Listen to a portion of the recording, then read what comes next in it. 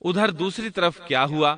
آیت 19 میں اللہ فرماتے ہیں وَجَاءَتْ سَيَّارَةٌ فَأَرْسَلُوا وَارِدَهُمْ فَأَدْلَى دَلْوَهُ قَالَ يَا بُشْرَى هَذَا غُلَامٌ وَأَسَرُّوهُ بِضَاعَةً وَاللَّهُ عَلِيمٌ بِمَا يَعْمَلُونَ۔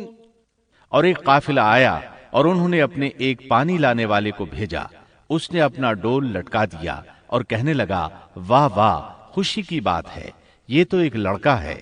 انہوں نے اسے مال تجارت قرار دے کر چھپا دیا اور اللہ اس سے باخبر تھا جو وہ کر رہے تھے۔ تفصیل اس کی یہ ہے کہ ایک قافلہ اس کنویں کے پاس سے گزرا جس میں یوسف علیہ السلام موجود تھے۔ انہوں نے پانی کی تلاش میں ایک خادم کو بھیجا، وہ کنویں تک پہنچا، اس نے کنویں میں ڈول لٹکایا، یوسف علیہ السلام اس ڈول میں بیٹھ گئے۔ خادم نے ڈول نکالا تو اس میں ایک خوبصورت بچے کو دیکھا، مارے خوشی کے وہ پکار اٹھا یہاں ایک لڑکا ہے۔ اس زمانے میں غلاموں اور لونڈیوں کی تجارت ہوتی تھی، انہیں خوف محسوس ہوا کہ کہیں یہ لڑکا ان سے چھن نہ جائے۔ اس خوف کے پیش نظر انہوں نے یوسف علیہ السلام کو چھپا لیا۔ انہوں نے یہ بھی سوچا کہ شاید یہ بھاگا ہوا غلام ہے، اگر اس کا مالک آ گیا تو وہ اسے لے جائے گا۔ یہ قافلہ مدائن سے مصر جا رہا تھا۔ جب یہ مصر پہنچے تو انہوں نے یوسف علیہ السلام کو معمولی قیمت میں فروخت کر دیا۔ معمولی قیمت میں فروخت کرنے کی جلدی بھی انہوں نے اسی خیال کے تحت کی کہ کہیں اس کا مالک نہ آ جائے۔ ابن عباس رضی اللہ عنہما فرماتے ہیں کہ انہوں نے یوسف علیہ السلام کو صرف 20 درہم میں بیچ دیا، اور یہ نہایت معمولی قیمت تھی۔ آیت نمبر 21 میں ہے وَقَالَ الَّذِي اشْتَرَاهُ مِن مِّصْرَ لِامْرَأَتِهِ أَكْرِمِي مَثْوَاهُ عَسَىٰ أَن يَنفَعَنَا أَوْ نَتَّخِذَهُ وَلَدًا۔ مصر والوں میں سے جس نے اسے خریدا تھا اس نے اپنی بیوی سے کہا کہ اسے بہت عزت و احترام کے ساتھ رکھو، بہت ممکن ہے کہ یہ ہمیں فائدہ پہنچائے یا اسے ہم اپنا بیٹا ہی بنا لیں۔ یہ شخص مصر کا وزیر خزانہ تھا، بے اولاد تھا۔ اس نے سوچا شاید یہ لڑکا بڑا ہو کر اچھا انسان بنے، لہٰذا کیوں نہ ہم اسے بیٹا بنا لیں۔ اس طرح یوسف علیہ السلام وزیر خزانہ کے گھر پلے بڑھے۔ وزیر خزانہ عزیز مصر کہلاتا تھا۔ عزیز نے آپ کو بیٹوں کی طرح رکھا۔ آپ کچھ بڑے ہوئے تو شاہی محل کی دیکھ بھال آپ کے ذمہ لگا دی گئی، شاہی محل کے تمام اختیارات آپ کے سپرد کر دیے گئے۔ اللہ تعالیٰ آیت 21 اور 22 میں فرماتے ہیں وَكَذَلِكَ مَكَّنَّا لِيُوسُفَ فِي الْأَرْضِ وَلِنُعَلِّمَهُ مِن تَأْوِيلِ الْأَحَادِيثِ وَاللَّهُ غَالِبٌ عَلَىٰ أَمْرِهِ وَلَكِنَّ أَكْثَرَ النَّاسِ لَا يَعْلَمُونَ۔ وَلَمَّا بَلَغَ أَشُدَّهُ آتَيْنَاهُ حُكْمًا وَعِلْمًا وَكَذَلِكَ نَجْزِي الْمُحْسِنِينَ۔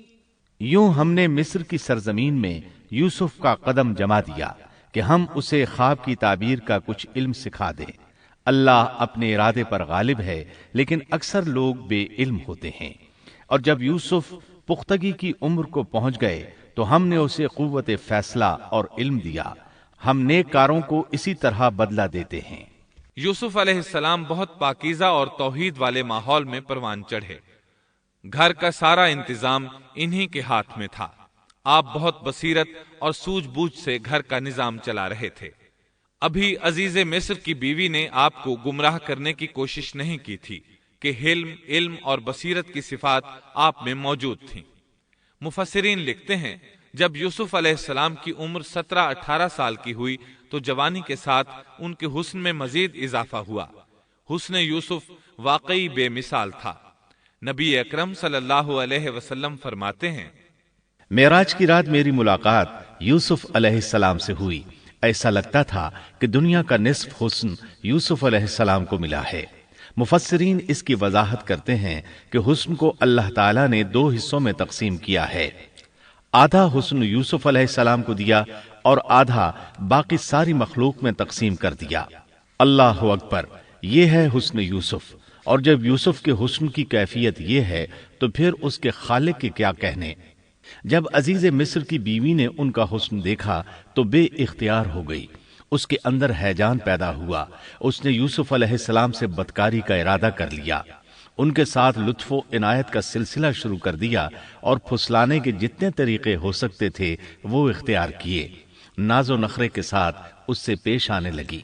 اللہ آیت 23 میں فرماتے ہیں، وراودته التي هو في بيتها عن نفسه وغلقت الأبواب وقالت هيت لك قال معاذ الله إنه ربي أحسن مثواي انه لا يفلح الظالمون۔ اس عورت نے جس کے گھر میں یوسف تھے یوسف کو بہلانا پھسلانا شروع کیا کہ وہ اپنے نفس کی نگرانی چھوڑ دے اور دروازے بند کر کے کہنے لگی، لو آ جاؤ۔ یوسف نے کہا، اللہ کی پناہ، وہ میرا رب ہے، مجھے اس نے بہت اچھی طرح رکھا ہے، بے انصافی کرنے والوں کا بھلا نہیں ہوتا ہے۔ مطلب یہ کہ آخر نوبت یہاں تک پہنچ گئی کہ ایک دن اس نے سارے دروازے بند کر لیے اور کہنے لگی، آئیے یوسف، میں نے یہ زیب و زینت آپ کے لیے کی ہے۔ یوسف علیہ السلام فرمانے لگے، اللہ کی پناہ، یہ ناممکن ہے، میں ایسا نہیں کر سکتا۔ کیا میں اپنے مالک کی گھر والی سے بدکاری کروں جس نے مجھے اپنے بیٹوں کی طرح ناز و نعمت میں رکھا؟ یہ بہت بڑا ظلم ہے اور ظالم لوگ فلاح نہیں پا سکتے۔ آپ نے فوراً انکار کر دیا، اس لیے کہ آپ صاحب علم تھے، صاحب حلم تھے، بادشاہ کے مقام اور مرتبے کو جاننے کے ساتھ برائی کے نقصانات سے بھی باخبر تھے، خود صاحب فضل تھے اور اہل فضل کے مقام و مرتبے سے بھی واقف تھے۔ قرآن کریم کی آیات آپ کی طہارت اور پاکیزگی بیان کر رہی ہیں۔ آیت 24 میں ہے، وَلَقَدْ هَمَّتْ بِهِ وَهَمَّ بِهَا لَوْلَا أَن رَّأَىٰ بُرْهَانَ رَبِّهِ۔ اس عورت نے یوسف کا قصد کیا اور یوسف اس کا قصد کرتے اگر وہ اپنے پروردگار کی دلیل نہ دیکھتے۔ یوسف علیہ السلام نے اس کا ارادہ نہیں کیا، یہاں تک کہ اللہ تعالیٰ کی مہربانی سے ان کے دل میں اس گناہ کا خیال تک نہیں آیا۔ اللہ تعالیٰ نے آخر آپ کو علم بھی دیا تھا اور حلم بھی۔ آپ بادشاہ کے مرتبے سے واقف تھے، نیک تھے، جانتے تھے زانی کبھی فلاح نہیں پا سکتا، بلکہ آپ نے تو فوراً کہہ دیا، اللہ کی پناہ، میں ایسا ہرگز نہیں کر سکتا۔ اتنی بڑی آزمائش میں ان کے دل میں خیال آنا ممکن تھا، جیسا کہ سخت گرمی اور پیاس کی حالت میں کسی کو ٹھنڈے پانی کا گلاس ملے تو دل میں پانی پی لینے کا خیال ضرور آتا ہے، لیکن پھر یاد آتا ہے کہ وہ روزے سے ہے۔ لیکن یوسف علیہ السلام کے دل میں تو اتنا سا خیال بھی نہیں آیا۔ اس کی وجہ یہ تھی کہ آپ نے اپنے رب کی دلیل دیکھی تھی۔ وہ دلیل کیا تھی، اس بارے میں مفسرین کے مختلف اقوال ہیں۔ بعض کہتے ہیں آپ نے جبرائیل علیہ السلام کو دیکھا، بعض کہتے ہیں آپ نے یعقوب علیہ السلام کو دیکھا، وہ انہیں انگلی کے اشارے سے منع کر رہے تھے۔ بعض نے لکھا ہے کہ آپ نے دروازے پر یہ لکھا دیکھا تھا، إنه كان فاحشة وساء سبيلا۔ بے شک زنا بڑی بے حیائی اور بہت ہی بری راہ ہے۔ بہرحال یہ مفسرین اور مورخین کے اقوال ہیں، اس بارے میں کوئی صحیح حدیث نہیں ملتی۔ اتنا ہے کہ آپ نے کوئی ایسی چیز دیکھی ضرور تھی جس کی بنا پر آپ کو خیال تک نہ آیا، اور برہان اللہ ہی کی طرف سے تھی، اس نے انہیں سوچنے بھی نہ دیا۔ اللہ آیت نمبر 24 میں فرماتے ہیں، كذلك لنصرف عنه السوء والفحشاء إنه من عبادنا المخلصين۔ اس طرح ہم نے انہیں اس برائی اور بے حیائی سے بچا لیا کیونکہ وہ ہمارے مخلص بندوں میں سے تھے۔ اللہ نے آپ کو صرف زنا سے نہیں برائی سے بھی بچا لیا۔ یہ اس بات کی دلیل ہے کہ آپ نے ارادہ تک نہیں کیا۔ پھر اسی آیت میں اللہ نے آپ کو اپنا برگزیدہ بندہ فرمایا، اور یہ ممکن ہی نہیں کہ کوئی انسان اللہ کے برگزیدہ بندوں میں سے بھی ہو اور پھر کفر بھی کرے، ہرگز ممکن نہیں۔ انبیاء ایسی باتوں سے پاک رہتے ہیں۔ عزیز مصر کی بیوی نے اصرار کیا، آپ کو مجبور کیا اور لگی چمٹنے تو یوسف علیہ السلام وہاں سے بھاگے۔ عزیز کی بیوی آپ کے پیچھے بھاگی۔ اللہ تعالیٰ نے آیت 25 میں اس واقعے کو یوں بیان فرمایا ہے، واستبق الباب وقدت قميصه من دبر وألف يا سيدها لدى الباب قالت ما جزاء من أراد بأهلك سوءا إلا أن يسجن أو عذاب أليم۔ اور دونوں دروازے کی طرف دوڑے، اور اس عورت نے یوسف کا کرتا پیچھے کی طرف سے کھینچ کر پھاڑ ڈالا، اور دروازے کے پاس ہی عورت کا شوہر دونوں کو مل گیا، تو کہنے لگی جو شخص تیری بیوی کے ساتھ برا ارادہ کرے بس اس کی سزا یہی ہے کہ اسے قید کر دیا جائے یا اور کوئی دردناک سزا دی جائے۔ سیدنا یوسف علیہ السلام خود کو بچانے کے لیے دروازے کی طرف دوڑ پڑے تھے۔ یہ پیچھے دوڑی، دروازہ بند تھا۔ ابھی آپ دروازہ کھولنے کی کوشش کر رہے تھے کہ اس نے پیچھے سے آپ کی قمیص پکڑ لی۔ جھٹکا جو لگا تو قمیص پیچھے سے پھٹ گئی۔ اسی دوران دروازہ کھل گیا اور عزیز مصر اندر داخل ہوا۔ اس نے یہ منظر اپنی آنکھوں سے دیکھا کہ اس کی بیوی زیب و زینت کے ساتھ بند سنور کر یوسف علیہ السلام کے بالکل پیچھے کھڑی ہے۔ اسی وقت اس نے خود کو الزام سے بچانے کے لیے کہہ دیا، جو تیری بیوی کے ساتھ برائی کا ارادہ رکھتا ہے اس کا کیا بدلہ ہے؟ پھر خود ہی کہنے لگی اسے قید خانے میں بند کر دینا چاہیے۔ ایسا اس نے اس لیے کہا کہیں وہ یوسف علیہ السلام کو قتل نہ کر دے۔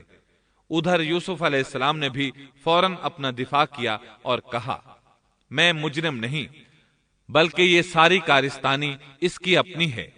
آیت 26 اور 27 میں ہے، قال هي راودتني عن نفسي وشهد شاهد من أهلها إن كان قميصه قد من قبل فصدقت وهو من الكاذبين وَإِن كَانَ قَمِيصُهُ قُدَّ مِن دُبُرٍ فَكَذَبَتْ وَهُوَ مِنَ الصَّادِقِينَ۔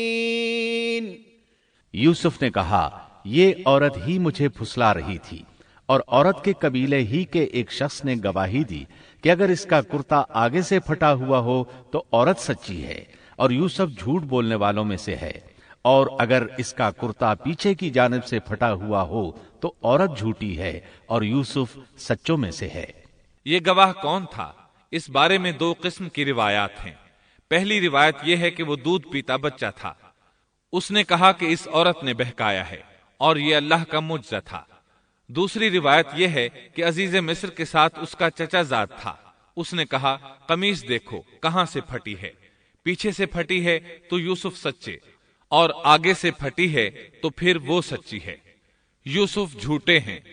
آیت نمبر 28 میں آتا ہے، فَلَمَّا رَأَى قَمِيصَهُ قُدَّ مِن دُبُرٍ قَالَ إِنَّهُ مِن كَيْدِكُنَّ إِنَّ كَيْدَكُنَّ عَظِيمٌ۔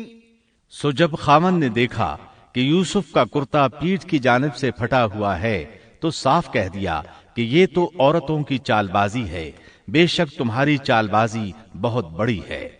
سید قطب کہتے ہیں عزیز مصر ان لوگوں میں سے تھا جن کے نزدیک شرف کی کوئی قیمت نہیں تھی۔ اگر اس میں غیرت ہوتی تو اس کا خون کھولتا، وہ عورت پر برہم ہوتا، لیکن اس نے غصے کے بغیر کہا۔ آیت 29 میں ہے، یوسف اعرض عن هذا واستغفری لذنبک إنك كنت من الخاطئين۔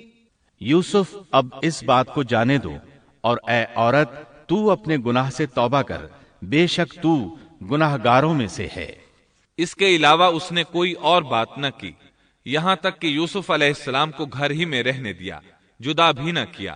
لیکن پھر یہ خبر شہر میں آگ کی طرح پھیل گئی، عورتیں طرح طرح کی باتیں کرنے لگیں، لوگ عزیز مصر کی بیوی کو تانے دینے لگے۔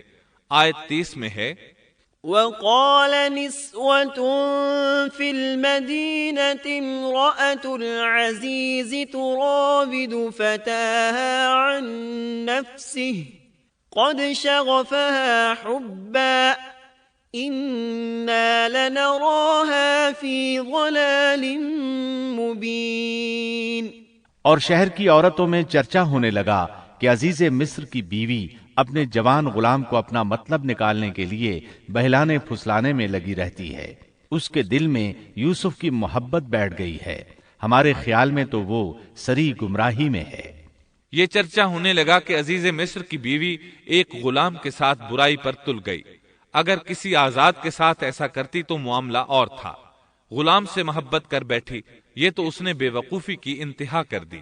اس طرح اسے خوب برا بھلا کہا گیا۔ یہ خبر عزیز مصر کی بیوی تک بھی پہنچ گئی۔ آیت 31 میں ہے، فلما سمعت بمكرهن أرسلت إليهن وأعتدت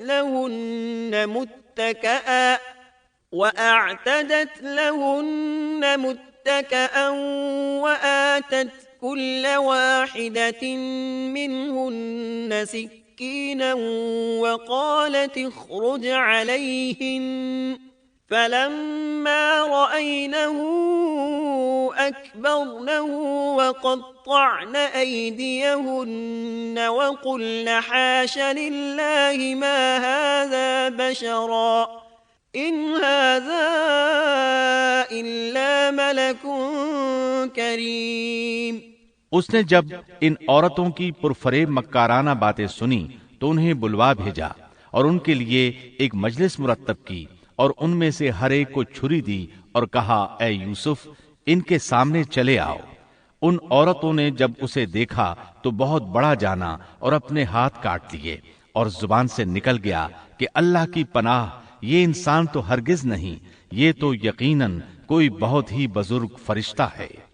وضاحت اس کی یہ ہے کہ اس عورت نے اپنے گھر میں ایک دعوت کا انتظام کیا، تمام عورتوں کو اس دعوت میں بلایا، دعوت کا انتظام اس طرح کیا کہ سب کے لیے ایک تکیہ لگایا، پھل سامنے رکھے اور ہر ایک کو ایک ایک چھری تھما دی۔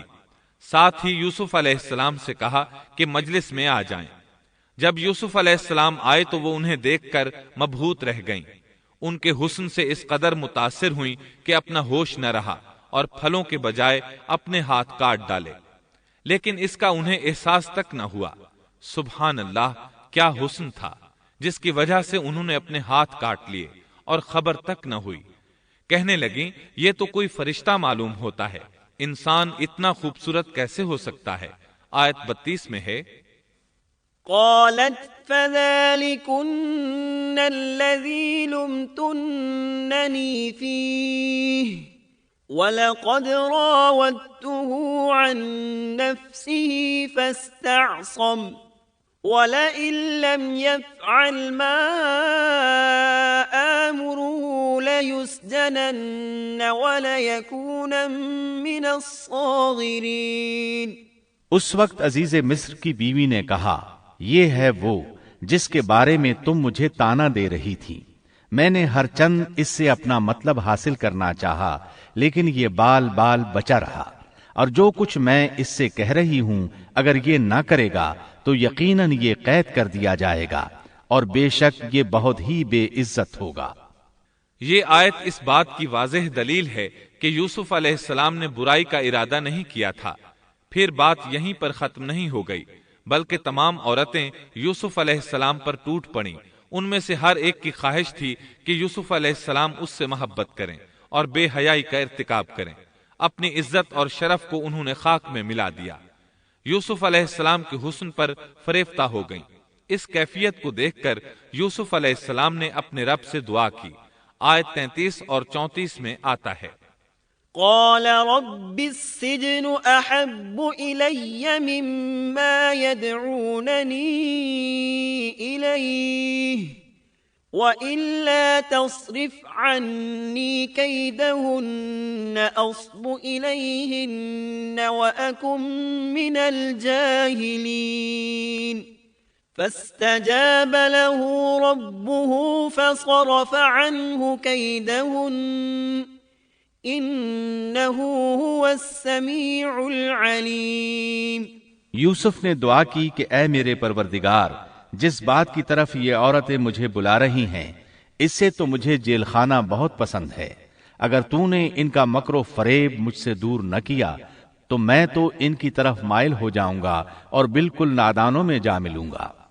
اس سے ظاہر ہوا سب عورتیں یوسف علیہ السلام کو اپنی طرف متوجہ کر رہی تھیں۔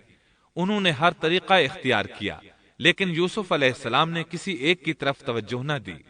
اللہ نے انہیں بچا لیا اور عورتوں کی چال کو ناکام بنا دیا۔ اس واقعے کی خبر بھی لوگوں میں پھیل گئی۔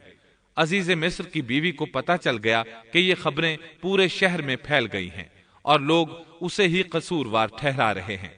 تب وہ اپنے خاوند کے پاس گئی، اس سے کہا، اب کیا کیا جائے؟ سب لوگ مجھے ہی الزام دے رہے ہیں، معاملہ بہت پھیل گیا ہے، اس بات کو دبانے کے لیے کچھ کرنا چاہیے۔ عزیز مصر نے کہا، پھر کیا کیا جائے؟ آخر آپس میں مشورہ ہوا، دونوں اس پر متفق ہو گئے۔ ابن عباس رضی اللہ عنہما فرماتے ہیں، انہوں نے یوسف علیہ السلام کو ایک گدھے پر سوار کیا اور ایک ڈھول والا ساتھ کر دیا اور یہ منادی کرائی کہ اس عبرانی غلام نے اپنی مالکہ کے ساتھ برائی کی کوشش کی ہے، لہٰذا اسے اس جرم کی پاداش میں جیل میں ڈالا جاتا ہے۔ گویا انہوں نے اپنے پر سے الزام ختم کرنے کا یہ منصوبہ سوچا۔ اس بارے میں اللہ آیت 35 میں فرماتے ہیں، ثم بدا لهم من بعد ما رأوا الآيات ليسجننه حتى حين۔ پھر ان تمام نشانوں کے دیکھ لینے کے بعد بھی انہیں یہی مصلحت معلوم ہوئی کہ یوسف کو کچھ مدت کے لیے قید خانے میں رکھیں۔ انہوں نے یہ اس لیے کہا تاکہ یوسف علیہ السلام پر تہمت لگائی جا سکے۔ اس طرح یوسف علیہ السلام قید خانے میں آ گئے۔ ان کے ساتھ 2 نوجوان اور قید خانے میں بھیجے گئے تھے۔ کچھ دن ساتھ رہنے کے بعد وہ جان گئے کہ یوسف علیہ السلام نیک سیرت انسان ہیں، عبادت گزار نوجوان ہیں۔ ایک رات دونوں نوجوانوں نے خواب دیکھے۔ صبح ہوئی تو دونوں یوسف علیہ السلام کے پاس گئے اور اپنا اپنا خواب سنایا۔ قرآن کریم آیت 36 میں اس کو یوں بیان کرتا ہے، قال احدهما انی ارانی اعصر خمرا وقال الآخر انی ارانی احمل فوق رأسی خبزا تأکل الطیر منه نبئنا بتأویلہ انا نراک من المحسنین۔ اس کے ساتھ ہی 2 اور جوان بھی جیل خانے میں داخل ہوئے۔ ان میں سے ایک نے کہا کہ میں نے خواب میں اپنے آپ کو شراب نچوڑتے دیکھا ہے، اور دوسرے نے کہا میں نے اپنے آپ کو دیکھا ہے کہ میں اپنے سر پر روٹی اٹھائے ہوئے ہوں جسے پرندے کھا رہے ہیں۔ ہمیں آپ اس کی تعبیر بتائیے، ہمیں تو آپ خوبیوں والے شخص دکھائی دیتے ہیں۔ قید خانے کے قیدی بھی جان چکے تھے کہ یوسف علیہ السلام نیک ہیں۔ آپ نے سوچا یہ دین کی دعوت دینے کا بہترین موقع ہے۔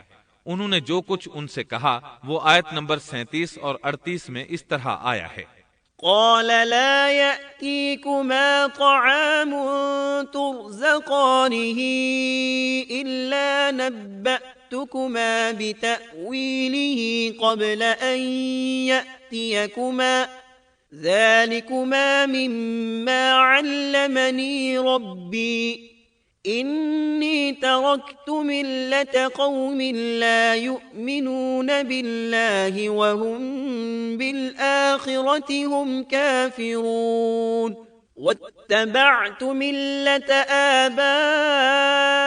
آبائي وإبراهيم وإسحاق ويعقوب ما كان لنا أن نشرك بالله من شيء ذلك من فضل الله علينا وعلى الناس ولكن أكثر الناس لا يشكرون۔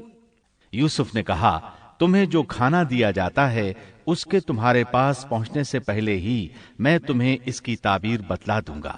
یہ سب اس علم کی بدولت ہے جو مجھے میرے رب نے سکھایا ہے۔ میں نے ان لوگوں کا مذہب چھوڑ دیا ہے جو اللہ پر ایمان نہیں رکھتے اور آخرت کے بھی منکر ہیں۔ میں اپنے باپ دادوں کے دین کا پابند ہوں، یعنی ابراہیم، اسحاق اور یعقوب کے دین کا۔ ہمیں ہرگز یہ سزاوار نہیں کہ ہم اللہ کے ساتھ کسی کو بھی شریک کریں۔ ہم پر اور تمام اور لوگوں پر اللہ کا یہ خاص فضل ہے، لیکن اکثر لوگ ناشکری کرتے ہیں۔